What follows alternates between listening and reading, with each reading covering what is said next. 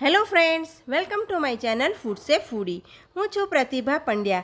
તો ફ્રેન્ડ્સ, આજે હું તમારી સાથે દાળ અને ચોખાથી બનતી એક એવી રેસીપી શેર કરવા જઈ રહી છું કે જેની અંદર આપણે એક પણ ટીપું તેલની પણ જરૂર નથી. જેઓને વજન ઘટાડવું હોય, ડાયટ કરતા હોય, તેઓ પણ પેટ ભરીને અને મન ભરીને ખાશે ને છતાં તેમનું વજન ફટાફટ ઉતરશે. અને આ ઉનાળામાં તો અઠવાડિયામાં 4 થી 5 વાર બનાવીને ખાવી ગમે એવી રેસીપી છે. કારણ કે જેઓને શાક રોટલી નથી ખાવું અથવા તો નથી બનાવવું, એના માટે તો આ રેસીપી એકદમ બેસ્ટ છે.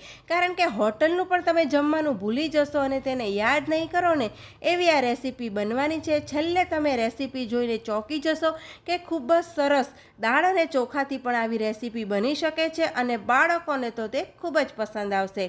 તો તેના માટે તો સૌથી પહેલાં મેં અડધી વાટકી ખીચડિયા ચોખા અને અડધી વાટકી જે મગની ફોતરાવાળી દાળ આવે છે એ મેં લીધી છે. બંનેનું પ્રમાણ મેં સરખું રાખ્યું છે.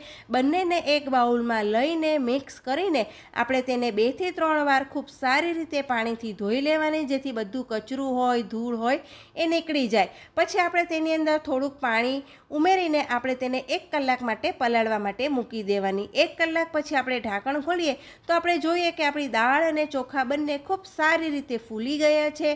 તો હવે આપણે મિક્સર જારની અંદર આ દાળ અને ચોખા થોડું થોડું લેતા જઈશું અને તેને વાટતા જઈશું. તો એકવારનું મેં દાળ ચોખા છે એ વાટીને તેનું મિશ્રણ છે એક બાઉલમાં લઈ લીધું છે. બાકી વધેલા દાળ અને ચોખા અને જરૂર પૂરતું પાણી ઉમેરીને આપણે તેની અંદર આદુ મરચાં પણ સાથે સાથે ઉમેરી દેવાના. અને અહીં મેં એક નાની ચમચી ભરીને આખું જીરું ઉમેરેલું છે. તો તેને પણ આપણે વાટીને બાઉલની અંદર લઈ લઈશું. તો તમે મિશ્રણની કન્સિસ્ટન્સી જોઈ શકો છો. તો આ જ રીતેની આપણે તે બનાવવાની છે. પછી આપણે તેની અંદર સ્વાદ પ્રમાણે મીઠું ઉમેરીને તેને આપણે મિક્સ કરી લઈશું. તો આ રીતેનું મિશ્રણ છે આપણું બનીને તૈયાર થઈ જશે.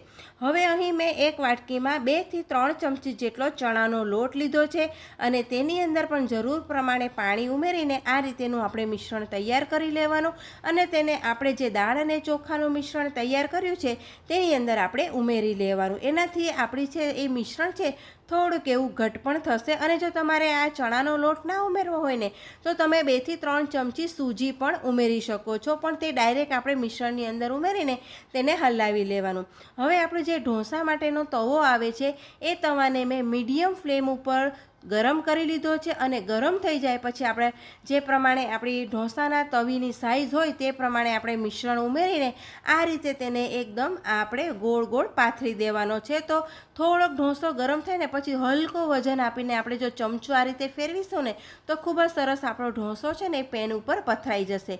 હવે નીચેથી આપણો ઢોસો ધીમી ફ્લેમ ઉપર થોડો થોડો ગરમ થાય છે એટલે ઓટોમેટિક તેની જે કોર છે ને એ છૂટી પડવા મળશે. તો મેં તેની ઉપર સૌથી પહેલાં તો ચાટ મસાલો નાખી દીધો છે. પછી થોડોક સોસ નાખી દીધો છે, કારણ કે બાળકોને પણ તે ભાવતો હોય છે. પછી તેની અંદર આપણે કોઈ પણ મનપસંદ શાકભાજી ઝીણા કટ કરીને ઉમેરી શકીએ છીએ. તો મેં લીલા ધાણા, ટામેટાં અને કોબી, કેપ્સિકમને ઝીણા કટ કરીને ઉમેરી દીધા છે. જો તમે વજન ઉતારવા માંગતા હો તો આ રીતેની રેસીપી છે સૌથી બેસ્ટ છે અને નાનાથી લઈને મોટા દરેકને ખૂબ જ ભાવશે. જો તમારે પનીરના ટુકડા કરીને ઉમેરવા હોય, ચીઝ છીણીને ઉમેરવું હોય તો પણ તે તમે આ સમયે ઉમેરી શકો છો. પછી આપણે શાકભાજીને થોડાક ઉપરથી દબાવી દેવાના અને આપણે જોઈ શકીએ છીએ કે આપણો ઢોસો છે એ ચડી ગયા પછી આખી તવીમાં આપણે તેને ફેરવી શકીએ છીએ. અને એક પણ ટીપું તેલ આપણે તેની અંદર ઉમેરેલું નથી. એકદમ બહારથી ક્રિસ્પી, એકદમ શાઇનિંગવાળો આપણો ઢોસો છે બનીને તૈયાર થઈ જાય છે. તો નાના બાળકો પણ ખૂબ જ હોંશેથી આ વસ્તુ ખાઈ લેતા હોય છે. તો તમે મનપસંદ ફ્લેવર અંદર ઉમેરીને આ ઢોસો તૈયાર કરી શકો છો. તો હવે આપણે તેને એક સર્વિંગ પ્લેટમાં લઈ લઈએ. તો તમે તેને સોસ સાથે ખાઈ શકો છો, સાંભાર પણ સાઈડમાં બનાવી શકો છો. તો ફ્રેન્ડ્સ, કહેવાય ને કે આપણી આ ગરમીમાં ખૂબ જ ફટાફટ બનતી 5 મિનિટમાં રેસીપી તૈયાર થઈ જાય છે. જો તમને રેસીપી થોડી પણ પસંદ આવી હોય તો વિડીયોને લાઇક કરજો, શેર કરજો અને ચેનલ ઉપર નવા હો તો ચેનલને જરૂર સબસ્ક્રાઈબ કરજો.